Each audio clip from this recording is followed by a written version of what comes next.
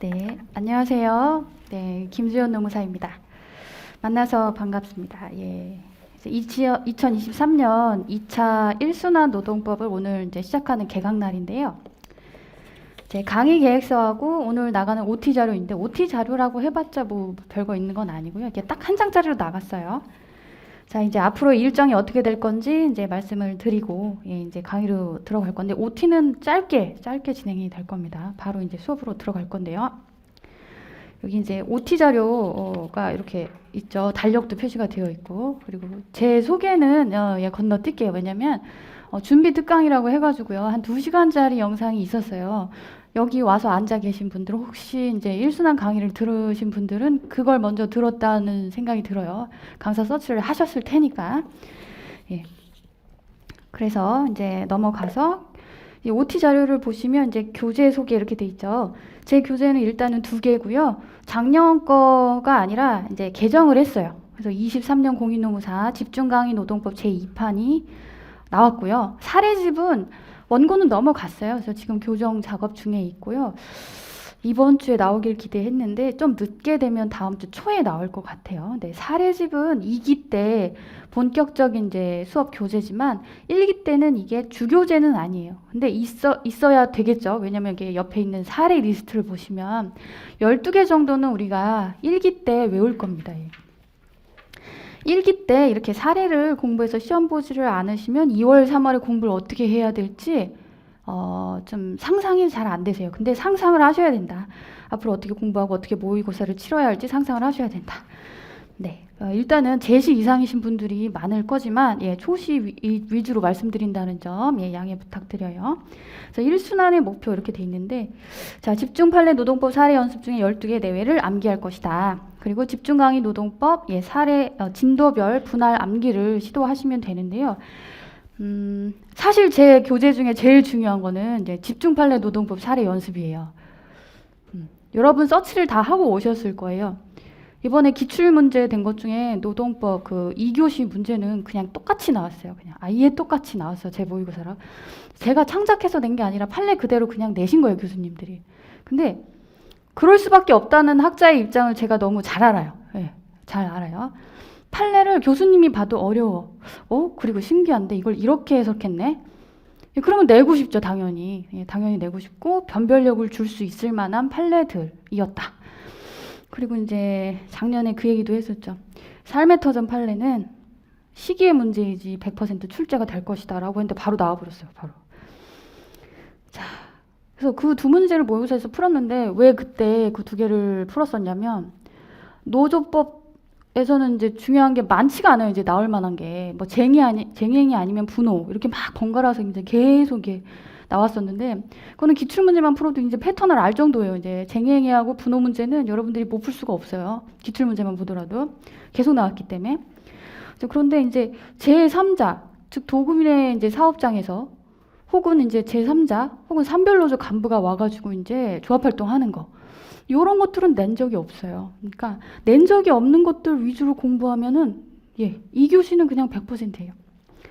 자, 그리고 그렇게 연습을 해서 이제 시험장에 들어가야 잘 써지는데 사실 그거 알고서 제 수업 들으신 분들 들어갔어도 잘 써지지 않았을 거예요. 제가 똑같은 쟁점은 2번, 3번은 써봐야 된다고 했었어요. 그리고 약간은 쉬운 쟁점은 아니었어요.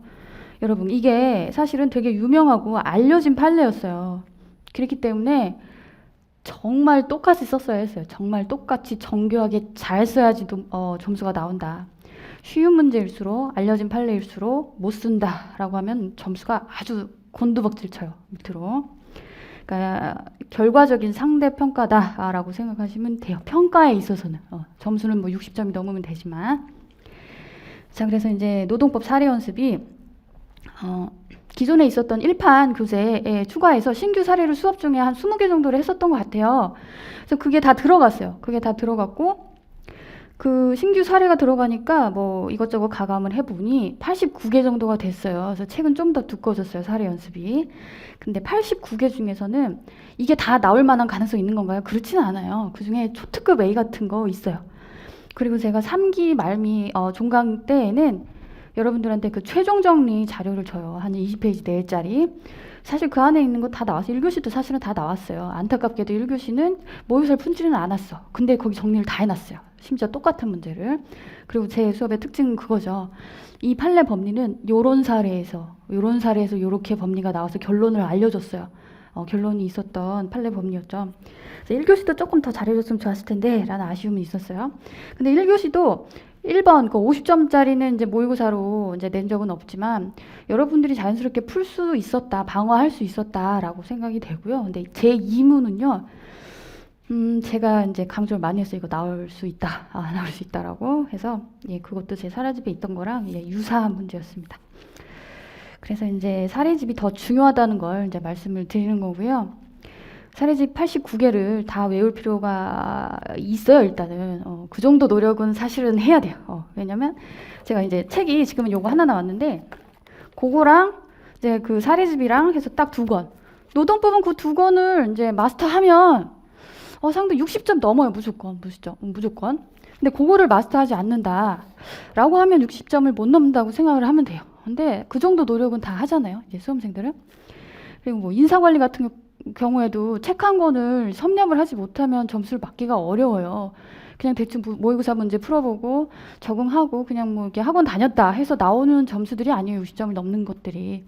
그리고 뭐 노동법 말고 다른 과목 얘기긴 하지만 특히 인사관리는 굉장히 정성이 많이 들어가는 과목이라고 강조를 많이 했었어요. 그리고 노동법은 제가 방법을 거의 알려주는 거예요. 이제 사례집을 통해서. 그 사례를 여러분들이 열심히 공부를 해야 되는데 사례가 복잡해요. 판례 원래 사례는. 근데 교수님들이 이걸 보면 신나하죠. 요거를 풀면은 변별력 주면서 제대로 쓸 수 있는 사람들이 반이나 될까? 내자. 이렇게 돼요. 아주 쉬운 문제는 내기가 어려워요. 교수님들이. 너무 쉬운 문제를 내도 비난을 받고요.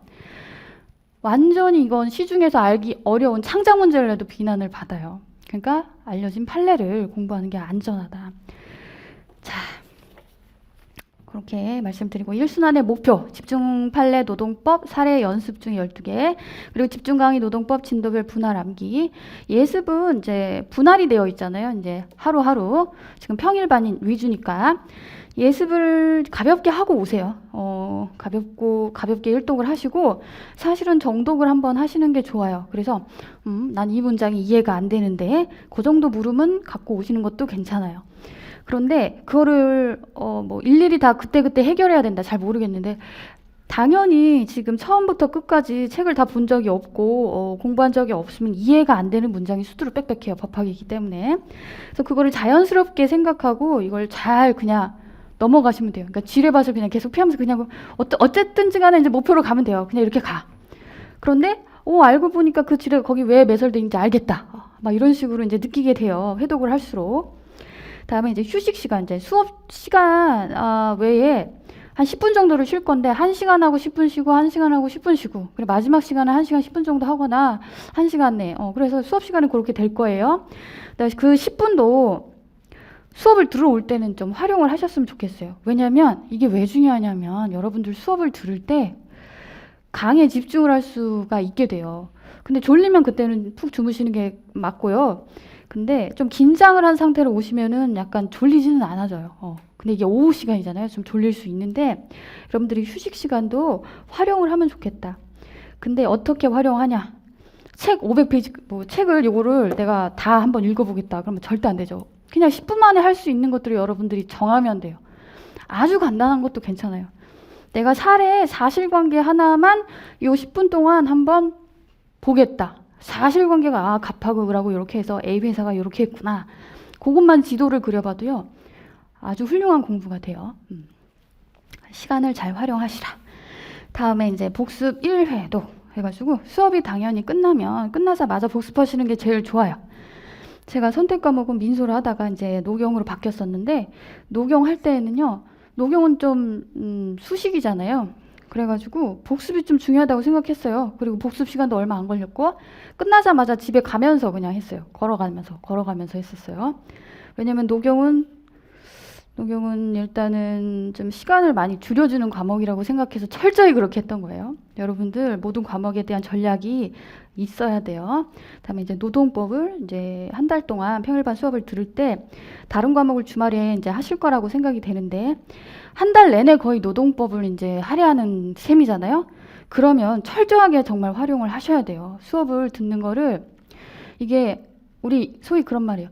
강의 듣는 건 공부하는 게 아니다. 맞아요. 근데 강의 듣는 것도 공부하는 것처럼 여러분들이 이제 그렇게 만드셔야 된다. 자, 이제 요거 정도만 지켜도 좀 더 낫다. 다음날 와서 강의 듣는 게 더 낫다. 그리고 종강, 1순환 종강을 하면 집중 강의 노동법을 매달 정도 이래. 원래 작년에는 이제 한번 읽어와라 이랬는데 매달이에요, 매달. 왜냐면 시간적 텀이 너무 길어지잖아요. 1월이 끝나면 2월, 3월은 다른 과목만 한다. 그러면은 노동법 책 본 지 2달이 넘어가요. 이순환 와가지고 모의고사 와가지고 그냥 뜬금없이 쳐버린다. 그럼 2달이 넘죠. 근데 아무도 그렇게 공부한 사람은 없죠. 예, 그래서 자기 일정이 되게 중요하다. 지금 합격생들 만나보면 하나같이 똑같이 공통점을 가지고 있어요. 다 자기 일정을 가지고 있었다. 이 자기 일정을 가진 사람들의 특징이라고 할 수도 있고 아닌 사람도 있었는데 이게 진도별로 쪼개져 있다 보니까 부분적으로 이렇게 나가잖아요, 진도를. 그러다 보니까 이 모의고사를 굉장히 잘 치는 사람은 그 부분만 잘 나가서 일 수도 있어요. 이거 잘 치는 사람을 뭐라고 하는 게 아니라 근데 자기 일정 가지고도 그 주에 모의고사를 잘 치는 사람들도 있고요. 근데 못 치는 사람이라고 내가 이 사람이 공부를 지금 안 하고 있다라고 생각하지 않는다는 거예요. 자기 일정이 있을 수 있다라는 가정이에요. 자기 일정을 오늘 진도 범위는 1쪽에서 50페이지지만 내 일정에 의하면 나는 1에서 100까지 봐야 돼. 약간 이렇게 정했다라고 하면은 깊이가 약간 떨어질 수 있잖아요. 오늘 범위에 대해서. 그러니까 그런 걸 의미하는 거예요. 그래서 학원 일정보다 여러분들이 패턴이 좀 더 빨라야 돼요. 회독수 때문에. 자, 그리고 이제 1순환 종강 후에 할 일은 2순환 1주차 모의시험이 이제 첫 주부터 75점짜리가 보게 되죠. 요거를 1순환 모의고사 시험 범위는 종강일에 알려드려요. 와가지고 시험 잘 보면 기분 좋잖아요. 그날 개강일이니까 2기 개강일이니까 그냥 가볍게 보자 이게 아니라 전투적으로 준비해가지고 이제 2순환 때부터는 전쟁을 준비해야 된다. 예, 총알을 만들어 와라 이 말이죠. 1기 끝나자마자 2, 3월 동안. 자, 그리고 22년 노동법 1순환 일정 이렇게 돼 있어서 평일반 이렇게 쭉 가는데 금요일마다 뭐가 있죠. 이제 금요일에 이번 주 금요일은 50점짜리 숙제인데 뭐 문제 딱 2개 알려줄 거고요. 25점짜리 그 2개를 외우라고 할 거예요.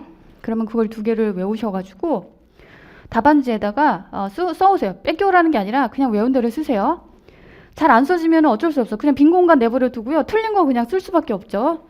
그러니까 자기를 테스트 해보는 거예요. 그렇게 50점짜리 숙제를 하시는데 뭐 토요일이든 일요일이든 어쨌든 그거를 답안지에 쓰셔야 돼요. 그리고 자기가 자기 그 셀프 채점을 하셔야 돼요. 그러면서 많은 것을 느끼게 돼요. 이제 그때 그 활동이 굉장히 중요해요. 이게 거의 스터디 하는 거랑 똑같은 거죠, 사실은. 그러니까 혼자 1인 스터디 하는 거예요, 사실은. 근데 이제 제가 검사할 거니까 갖고 와라. 그래서 여러분들 이제 숫자에 따라서 어떻게 할까 이제 판단이 되는데 뭐 이 정도 숫자면 제가 이제 감당을 할 수가 있을 것 같아요. 갖고 오시면 제가 그 답안지 다 보여드릴 수도 있어요. 이렇게 PPT처럼 전자칠판에 띄어서 자 이렇게 해서 이렇게 했다. 이렇게 혹시 뭐 다 잘 써오시면 띄우는 게 의미가 없겠죠. 근데 이 시간을 왜 갔냐면 여러분 너무 굴욕적이라 뭐 이게 아니라 여러분들은 다른 사람 답안지를 볼 기회가 별로 없어요. 근데 다른 사람 답안지를 봐야 돼요. 다른 사람 글씨체도 봐야 되고 다른 사람들의 어떤 필력이라는 것도 느껴봐야 되고 이게 필요해요. 왜냐하면 결과적 상대평가라고 했기 때문이에요. 그래서 여러분들이 이제 긴장감을 가지셔야 돼요. 이 시점에는. 원래 1기부터는요. 약간 속된 표현이기는 한데 이게 뭐 피똥을 쌀 정도로 그때는 열심히 이제 노력을 해야 한다라고 해요. 합격생들 사이에서는 1월 달에 거의 진짜 매달리듯이 해야 돼요. 이거 지금 그렇게 안 하면 큰일 나요. 그래서 1월부터는 정말 열심히 해야 된다. 자, 연기 때는 어느 정도 1독은 다 하셨어야 한다. 전 과목을. 그리고 초시는 그게 어려운데요. 근데 영순환 들으셨으면 가능했겠죠. 근데 노동법은 만약에 제 수업을 처음 들으시면 지금부터 영순환도 같이 한번 했던 것처럼 이렇게 이 과정을 하셔야 된다는 얘기예요. 예습 한번 하고 휴식 시간 활용하고 복습 한번 하고 이제 노동법을 조금 더 신경을 쓰셔야겠죠. 초시가. 자, 그래서 이제 50점 숙제는 그렇게 할 거고요. 그러면 월요일에 여러분들이 이걸 제출을 하세요. 제출하세요. 그리고 뺏겨오지는 마세요. 뺏겨오는 거는 뭐 의미가 없어요. 그렇죠? 제가 여러분 잘 썼네. 뭐 여러분들은 그게 뭐가 의미가 있어요. 그렇죠? 여러분들이 발전하는 게 의미가 있을 뿐이에요. 그리고 여러분 답안지를 보면 뺏겨 쓴 건지 외워서 쓴 건지 다 알아요. 사실은. 자, 그리고 이제 검토평을 그때 취합을 해서 내시니까 화요일에 제가 검토평을 해요. 자, 그리고 이제 13일에 이렇게 취업한 날 다음 바로 검토평 하는 것도 이제 소수 강의 특징이라고 할 수 있죠. 다음에 이제 13일에 금요일이네. 이때도 50점 숙제 똑같은 패턴으로 합니다. 그리고 검토평 그 다음 주 화요일 17일에 하고 그 주 20일은 추석이래. 구정을 앞두고 있죠. 설을 앞두고 있어요. 설을 앞두고 있기 때문에 50점을 시험을 치고 제가 이 설 기간 동안 채점을 할 거예요. 그리고 채점평은 수요일에 할 것이다. 제 수업은 채점평이 굉장히 중요해요. 다른 사람들 틀린 거 전부 다 말해주는 시간이기 때문에 근데 그게 굉장히 큰 도움이 돼요. 채점평까지가 마무리다. 여러분들 외우고 써봤다. 그걸로 끝나는 게 아니에요. 채점평 열심히 보셔야 된다. 그 다음에 9주에 27일 50점 시험을 보고 31일에 시험을 보는 게 아니라 27일에 볼 거예요. 근데 여러분 이상하죠? 20일에 보고 이틀 있다가 시험 보는 셈이잖아요. 사실은 수업을 2번만 더 하고 그럼 범위가 너무 적지 않나요? 그래서 20일, 27일에 볼 시험 범위는 미리 알려줘요. 그 전주에. 오늘 이렇게 나갔던 것처럼 이렇게 이런 식으로 자 자연스럽게 이제 2페이지로 갑니다. 그러면 이제 1순환 모의시험 범위 해가지고 집중판례 노동법 사례 연습 제2판 중에 일부가 나올 거예요. 근데 시험 범위에서 이게 밑에 번호가 나와야 되는데 사례 번호가 나와야 되는데 아직 책이 안 나와가지고 사례 번호. 자 그리고 해당 쪽 지금 집중노동법 쪽 이게 다 빠져 있죠. 제가 요거는 일단 주제만 여러분 가늠하라고 이렇게 준 거고요. 다시 나눠줄 거예요. 쪽수하고 번호하고 다 해서. 그래서 6일 숙제는 얼추 이렇게 된다. 이번 주 금요일에 알려드리려고 했는데 그냥 이렇게 일괄적으로 다 알려드리는 거예요. 아 얘네들 나오겠구나. 그래서 근로기준법상 사용자 그래서 사립학교 의료원장이 사업경영 담당자인지 여부 이렇게 돼 있는데 여러분 이거는 일반화 시킬 수 없어요. 판례라는 것은 딱 그 교수님이 출제하실 때 일반화 시킬 수 없는 사례이기 때문에 그 사례를 그 사실관계를 그대로 거의 특징적인 걸 다 가져와서 그거를 그냥 출제를 하세요. 여기서 변형을 가해져 버리면은 사실 조금 달라져 버릴 수가 있어요. 그래서 이 사례는 사실 제가 사용자의 개념을 알려드리기 위해서 했던 거고 우리 노무사 업무 중에 병원 업무가 많아요. 병원 업무 많은데 좀 독특해요. 약간 독특하고 그거에 시사점을 얻을 것이다. 그리고 선택적 복지제도의 복지 포인트의 임금성. 전원합의체 판결이기 때문에 나올 수도 있는데 안 나오더라도 우리 임금을 이해하는 데 굉장히 중요한 판례예요. 나와버리면 여러분 노무사 수험생 중에 못 쓰는 사람은 아예 없다고 생각하시면 돼요. 전통적으로. 비교적 최근에 나온 거지만 못 쓰는 사람은 없다. 그래서 이거는 톨씨 하나 빠뜨리지 말고 해야 한다라고 생각하시면 되죠. 기본인 겁니다. 이거는. 그리고 13일 숙제에서는 평균 임금 산정 방법. 요거는 어떻게 보면 어려워요. 단계를 몇 개를 거치거든요. 조문도 몇 개 알고 있어야 되고. 어려운데 항상 일기해요. 요 평균 임금 산정 방법은 일기해요. 요거를 알면은 편해져요, 임금은. 그리고 중요한 거 통상임금인데 통상임금은 2, 3년에 한 번씩은 나오는 것 같아요. 통상임금은. 이번에도 나왔죠. 통상임금의 고정성 관련해서 재직 조건이 붙어 있는 경우인데 일할 계산하는 규정도 같이 있었던 경우가 출제가 됐어요. 그거는 나올 수밖에 없었어요. 왜냐하면 최근에 그 같은 판례가 연달아 2-3개씩 나왔는데 그 판례의 골자는 이거였어요. 재직 조건이 붙었다고 해서 통상임금성을 부정하는 전원합의체 판결 2013년 거를 약간 비판해요. 그래서 되게 중요했었어요. 나올 수밖에 없었던 판례였다. 자, 학계의 입장이 공통적으로 그렇게 그걸 뭐라고 했었어요. 그렇기 때문에 나왔었다. 다음에 이제 대기 시간과 근로 시간. 이거는 이제 근로 시간의 개념을 알 수 있게 하는 중요한 문제죠. 나올 수도 있고요. 다음에 이제 1회 시험에 보는 이제 1월 20일자 4개가 되죠.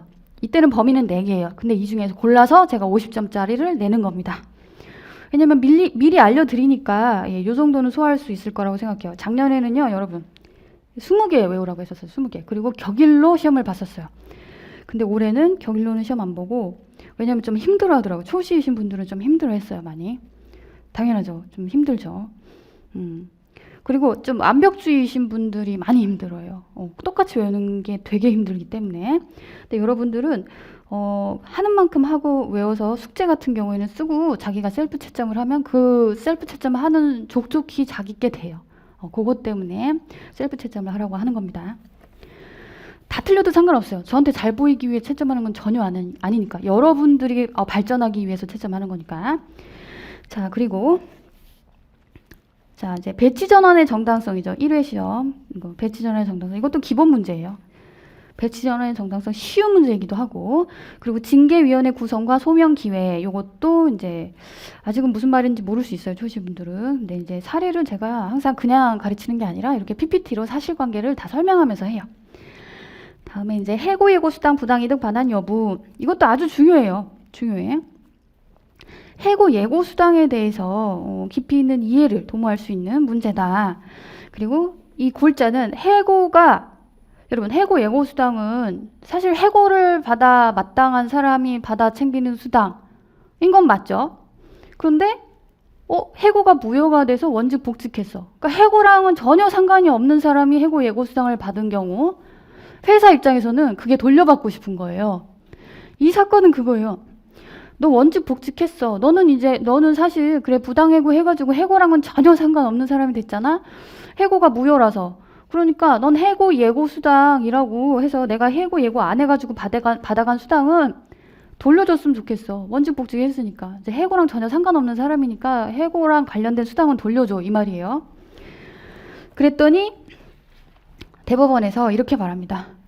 아니야, 해고랑 관련이 없는 사람이라고 해서 돌려받을 수 있는 돈이 아니라 그 당시에, 해고를 받을 당시에 걔가 부당해고로 일을 못하게 된 것은 똑같잖아. 그 당시에 그렇게 어려운 처지에 있는 그 부당해고를 당한 그 사람, 혹은 해고를 당한, 해고가 유효이든 무효이든 상관없이 가져갈 수 있는 제도적으로 보장된 법정수당이야 라고 말해요.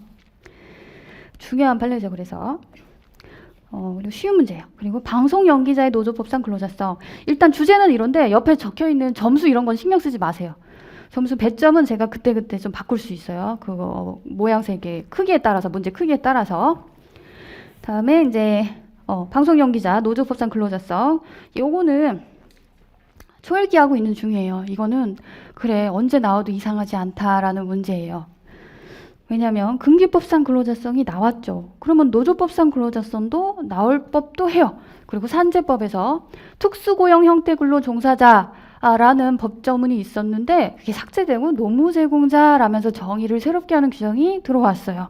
그러니까 노조법상 근로자성 하면서 관련된 판례 쓰는 거 대표적으로 방송 연기자 이거 판례랑 그리고 학습지 교사 판례 이 두 개를 여러분들이 연습을 하면 돼요. 다음에 이제 2회 시험 1월 27일에 보는 건 쟁행위 찬반투표 조합원 범위 찬반투표 절차 위반의 정당성 이렇게 돼 있는데 아주 기본 문제예요. 쟁행위 절차와 관련되어 있는 기본 문제다. 그 다음은 불법 쟁행위와 업무방해죄. 업무방해죄 문제는 이제 헌법에서 최근에 헌법재판소에서 업무방해죄 물을 수 있는 거 그렇게 규정되어 있는 거 형법 314조 이거 위헌 아니야. 그러니까 노조에서 이제 하다 그거 위헌 소원까지 했었던 사항이에요. 위헌 아니야. 업무방해죄 물을 수 있어. 파업해서 물을 수 있어. 요게 대법원 판례고요. 최근에 이제 화물노조 파업 관련해서 시정명령 했는데 어기고 했던 건 불법 파업이다라고 했는데 현행법상 문제는 없어요. 그게 불법 파업인 거는. 자, 그리고 사실 민주노총에서 대대적으로 동조 파업이라는 것을 하려고 했었죠. 근데 어느 순간 그거 다 이제 철회하고 복귀했어요. 그러니까 사실 업무방해죄 죄책 물을 수 있게 된 거, 그거 상당히 무서운 거예요. 손해배상 책임까지 묻게 되는 거. 근데 실제로 피해가 발생을 했던 상황이라 불가피했죠. 노조 쪽에서 이제 철회를 한 겁니다. 그래도 여전히 지금은 이제 평화적으로 해결하려고 쟁행위를 하고 있죠. 그러니까 이 말을 하는 이유는 관련이 있다. 우리 실무랑 관련이 있고 최근 이슈다. 최근 이슈다. 마치 그 삶의 터전 판례처럼 아주 중요하다. 업무 방해죄에 대해서 최근 판례가 계속 나오고 있는 상황이기 때문에 주목해야 됩니다. 다음에 경영상 이유의 대기 발령과 휴업수당 지급, 그리고 평균 임금 산정이 포함된 금원 이렇게 돼 있어요. 경영 이유 대기 발령. 요거는 바뀔 수도 있고요. 최종 버전은 제가 이번 주 내로 이제 말씀을 드릴게요. 좀 어려울 수도 있어서 문제가 크기가 한 문제인데 75점짜리잖아요. 여러분들 만약 초시다라고 하면 조금 힘들 수 있어서 바꿀 가능성이 있어요. 다음은 유니온숍 협정에 따른 해고 의무와 지배 개입. 유니온숍은 나온 적이 없어요. 초특급 A라는 느낌이 팍팍 오죠. 나온 적이 없어요. 부당노동 행위 그건데 게다가 최근 판례가 요거는 이제 여러분들이 이제 노동조합은 가입할 수가 있죠. 헌법상 권리니까 가입을 하는데 유니온샵은 뭐냐면요. 그 기업에서 아주 지배적인 노조 3분의 2 이상의 근로자가 가입되어 있는 노조가 그 노조가 회사하고 협정을 맺어요. 앞으로 들어오는 근로자들은 우리 노조에 무조건 가입할 수 있도록 하자. 이게 허용이 돼요. 왜? 지금 복수 노조기 때문에 허용이 돼요. 약간 어려운 말이죠. 오늘 수업 나갈 건데 헌법상 권리에서 복수 노조가 아니라 유일 노조였다. 근데 들어오자마자 이 노조에 가입해야 한다.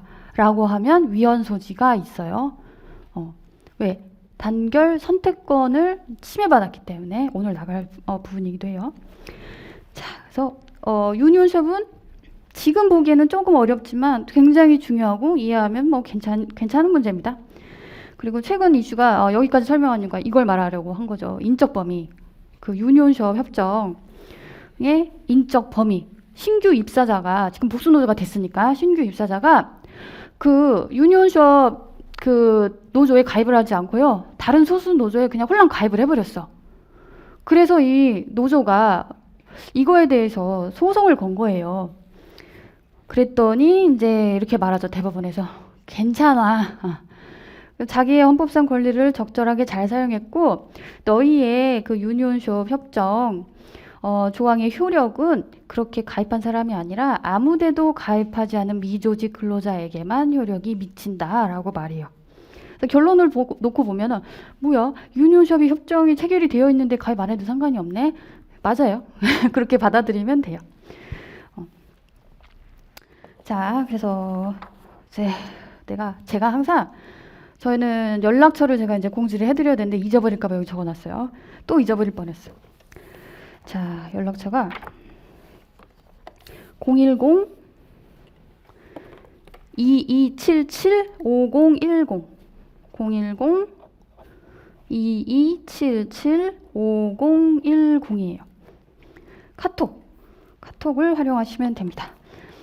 사실 메일도 열려있긴 한데 메일을 잘 안 열어보게 되더라고요. 그래서 여러분들 이제 바로 요번 합격생 한 명이 성격이 굉장히 수더분해가지고 다행이었던 게 오셔가지고 메일을 2월 초인가 3월 초에 보내셨어요. 근데 제가 이제 만삭인 상태고 또 이제 강의 끝나고 8월 말에 출산하고 막 이러다가 메일이 이제 묻혀있어. 기억 속에 영원히 묻혀있었죠. 그리고 합격하고 왔어요. 합격하고 와가지고 메일을 보냈는데 점점점 그러길래 봤는데 답장을 보내려다가 이미 너무 몇 달이 지나서 차마 못 보냈어요. 괜찮아요 그러시더라고요. 그러니까 여러분 악의는 없다. 제가 메일을 못 보더라도 악의가 전혀 없다. 네, 카톡은 제가 잘 봅니다. 숙제 방법 알려드렸고 시험 문제 방법 알려드렸고요. 검토평 그때 가서 이제 당해보시면 되죠. 농담이에요, 농담. 자, 그리고 새해 바라는 소원 모두 성취하시고 힘차게 출발합시다 했는데 여러분들은 글 쓸 때 이렇게 쓰시면 안 돼요. 시제가 안 맞잖아요. 새해 바라는 소원 모두 성취하시길 바라고 이제 현재로 와서 이제 힘차게 출발합시다. 시제가 달라요. 여러분 국어적으로도 능력자이길 바라고 이렇게 쓰시면 안 돼요. 제가 상당히 꼼꼼해가지고요. 문장, 주술, 호응이나 그런 것도 잘 봅니다. 왜냐하면 여러분들이 문제를 잘 푸시려면 문제 분석이 일단은 잘 되셔야 되는데 문해력이 좋아야 해요. 근데 문해력이 나빠도 이제 사례집을 내가 통째로 외웠다 쓰고 나올 수 있어요. 거의 똑같이 나오니까. 제가 볼 때는 반, 뭐 1교시나 2교시 둘 중 하나는 거의 똑같이 나온다고 보시면 돼요. 그리고 올해는 작년에는 미처 거기까지는 신경을 못 썼는데 올해는 신경을 많이 쓸 거예요. 올해 응용 문제를 좀 낼 거예요. 왜냐면 기본적으로 여러분들이 사례를 다 외우지도 못했는데 응용 문제를 먼저 푸는 거는 그거는 조금 아니라고 생각했어요. 왜냐면 이거는 정답이 있는 판례 사실관계의 어떤 판결문을 낸 건데 그걸 자기가 응용해서 막 써요. 그 점수를 받길 바래요. 근데 그건 아니거든요. 근데 그래서 사례집을 공부를 하시고요.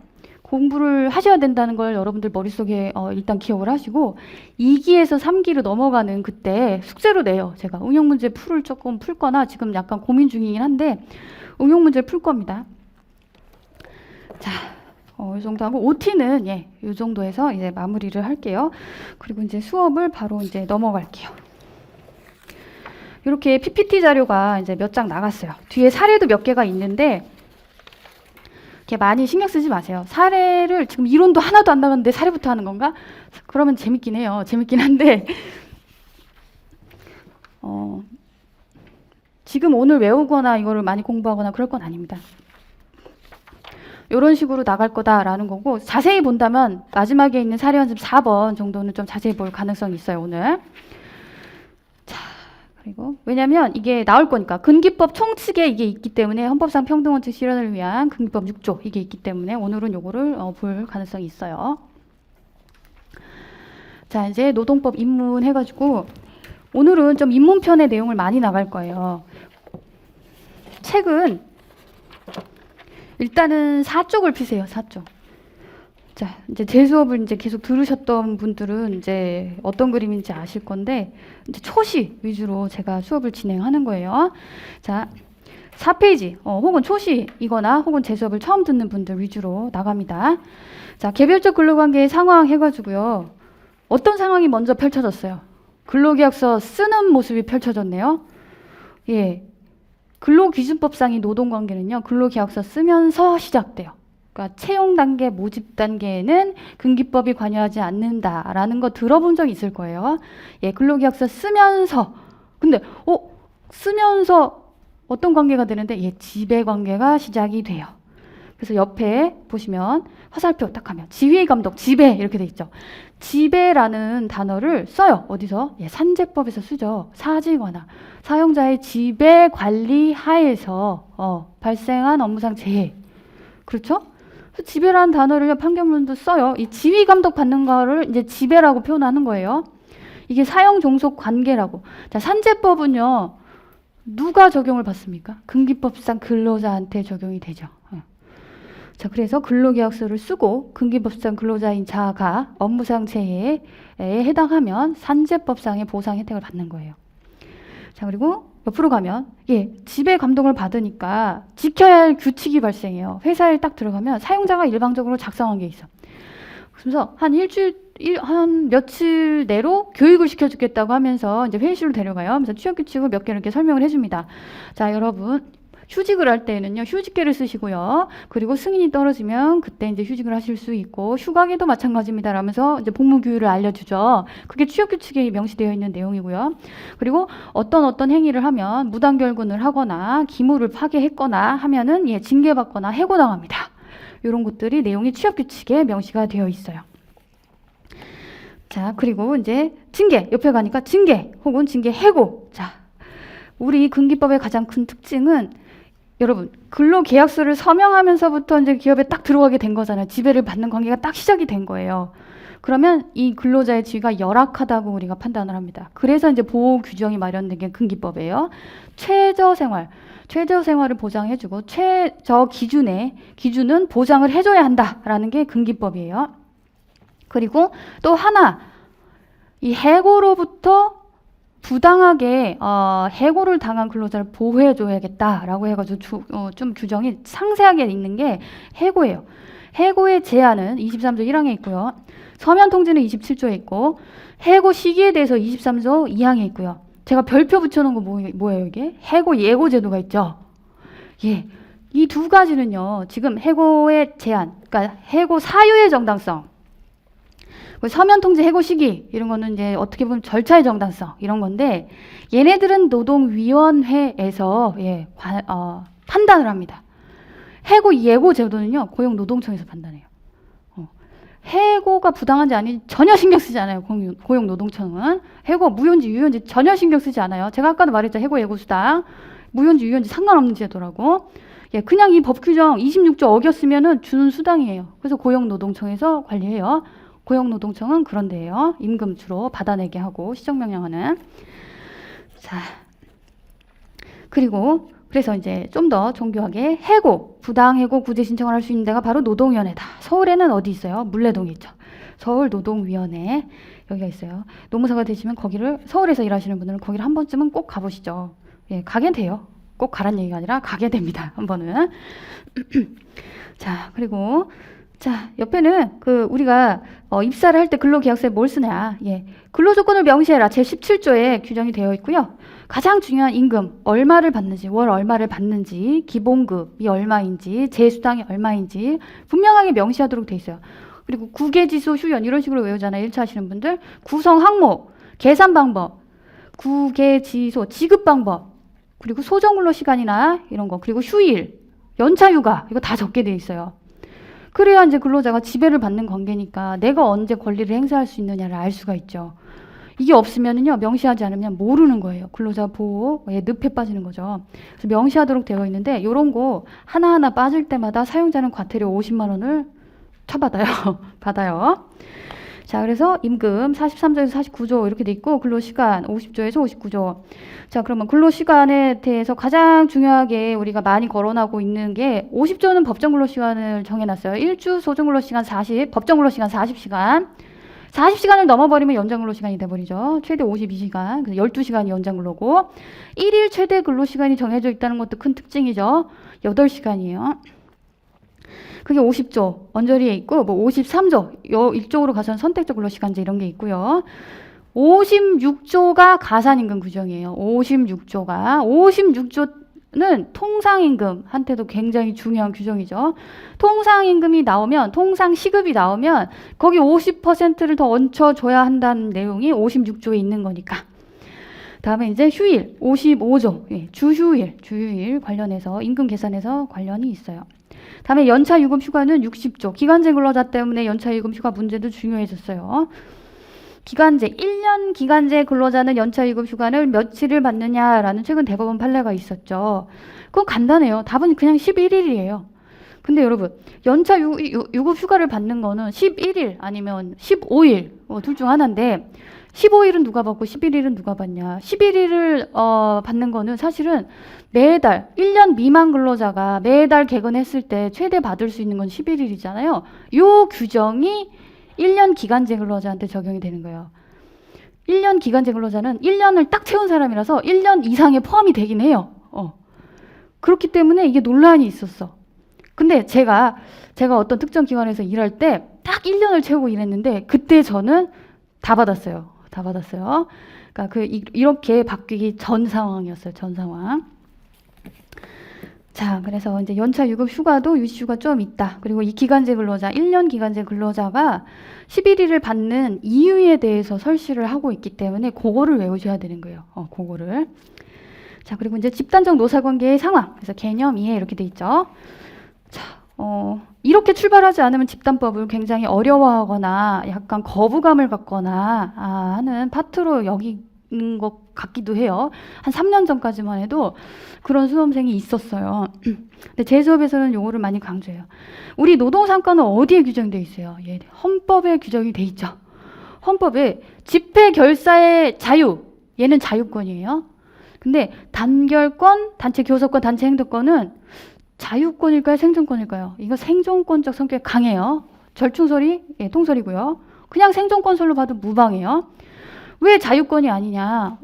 여러분, 자유는요, 할 권리, 하지 않을 권리 다 말하죠.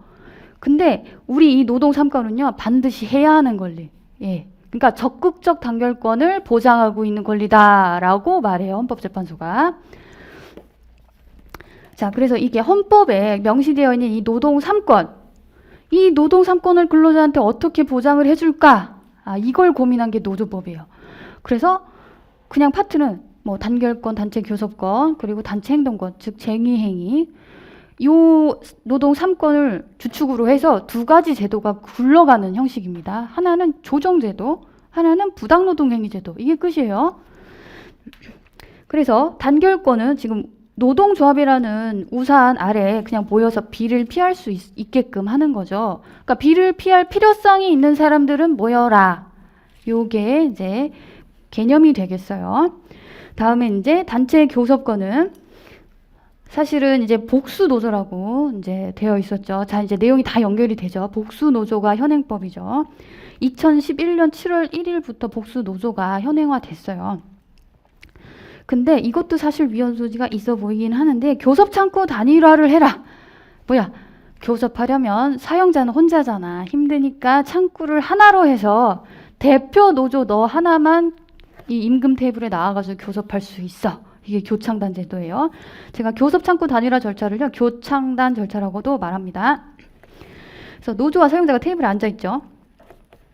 그래서 이 교창단 절차는 크게 두 가지 단계로 되어 있어요. 교섭 요구 노조가 나와. 나 교섭 요구할 건데 나와. 야, 할 사람들 나와. 이렇게 부르는 거예요. 그래서 사업장 내에다가 회사가, A라는 회사가 공고를 해요.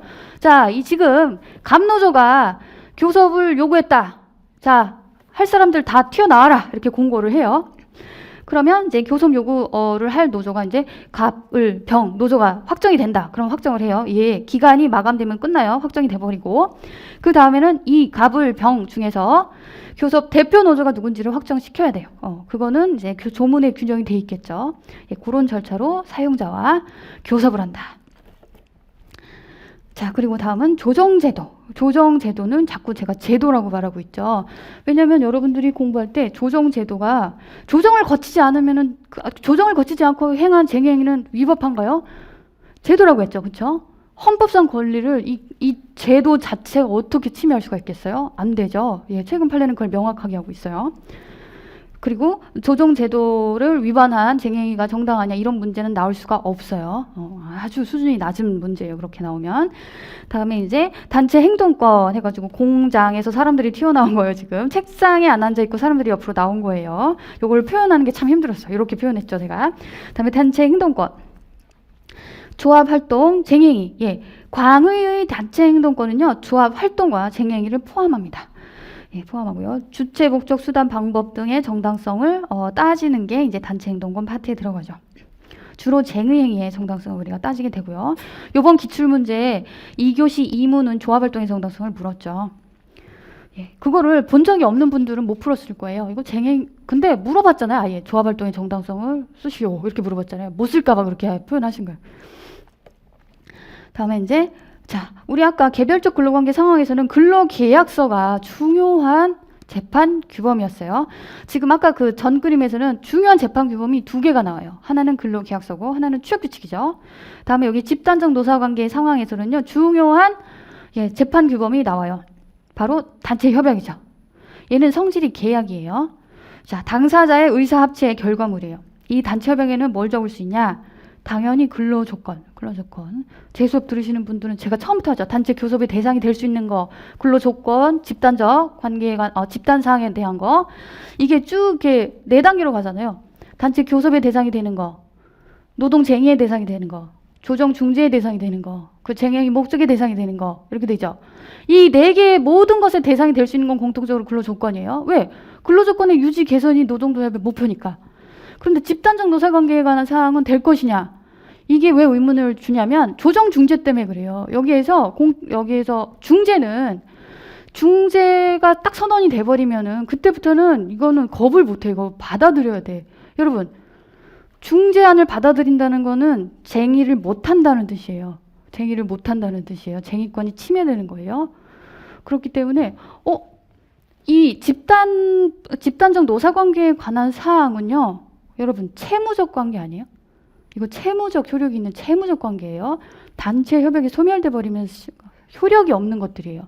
근데 근로조건은 뭐예요? 규범적 효력이 있는 거예요. 규범적 효력이 있는 거라서 단체 협약의 근로조건이 명시가 되어 있는 경우 단체 협약이 실효되더라도요. 얘네들은 그러면은 소멸하나? 효과가 없어지냐? 아니요. 효과가 남아있어요. 근데 집단적 노사관계에 관한 사항, 예를 들면 전임자를 3명 두기로 했어. 이 회사에. 근데 단체 협약이 실효됐어. 그럼 3명을 못 둬요. 그쵸? 이렇게 되죠.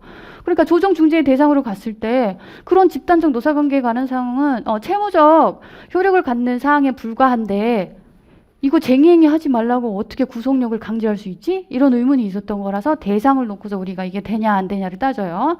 지금은 그냥 흘려드리면 돼요. 저희가 노조북 가서 또 들을 거니까. 그리고 매 시간마다 이걸 해요. 그 파트가 돌아오면.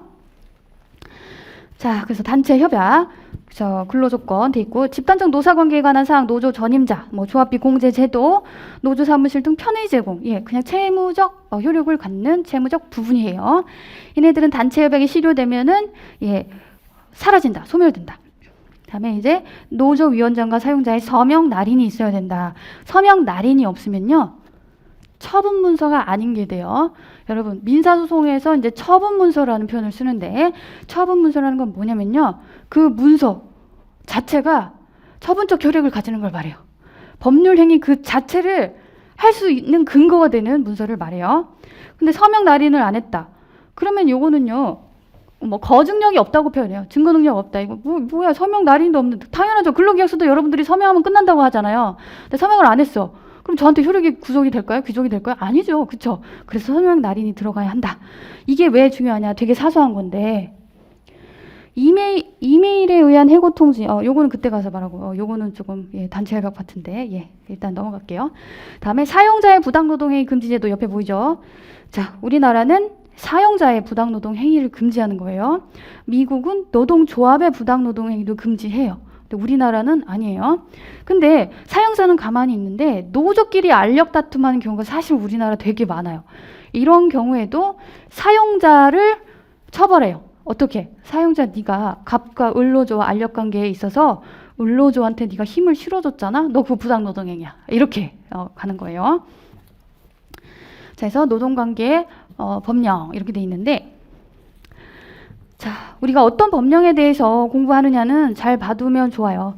자, 1, 2차 시험 공통법률은 근기법, 그리고 파견근로자 보호 등에 관한 법률이라고 해서 이제 파견법이라고 부르죠.